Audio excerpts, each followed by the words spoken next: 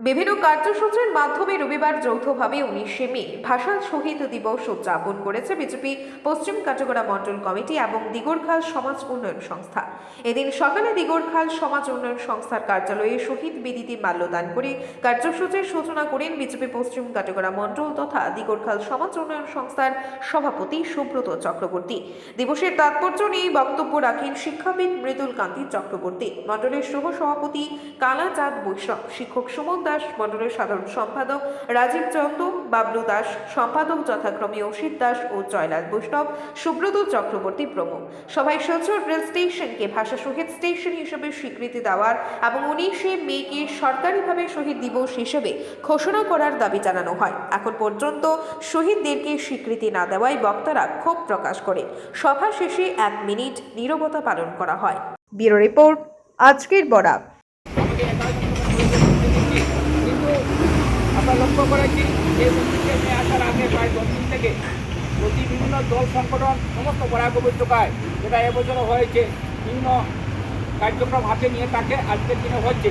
কিন্তু আমরা সরকারের পক্ষ থেকে আজকের দিনটিকেও সেই 11 জনকে শহীদ হিসাবে ঘোষণা করা হয়নি। তা আমরা আজকের দিনে আমাদের সমাজসেবা সংস্থায় বা এই সংস্থার মাধ্যম থেকে আমরা মাননীয় মুখ্যমন্ত্রীর কাছে আসাম সরকারকে অনুরোধ রাখবো যে 11 জনকে সেই হিসাবে শহীদ হিসাবে যাতে ঘোষণা করা হয় সরকারি তরফ থেকে, যাতে আজকের দিনটিকে শহীদ হিসাবে আমরা সরকারিভাবে যাতে উদযাপন করতে পারি, সেই আবেদন রাখছি আজকের সেই সবার মাধ্যমে থেকে।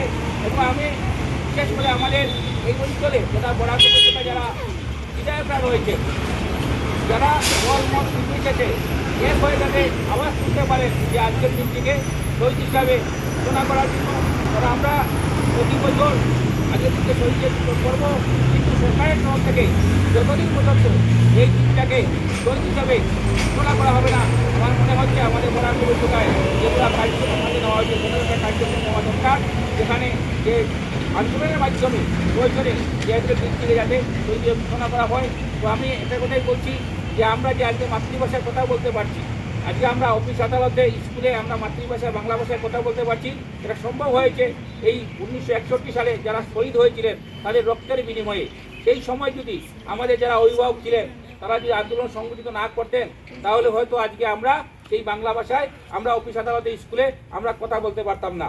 আপনারা দেখছেন আজকের Barak, a house of Adrija digital media.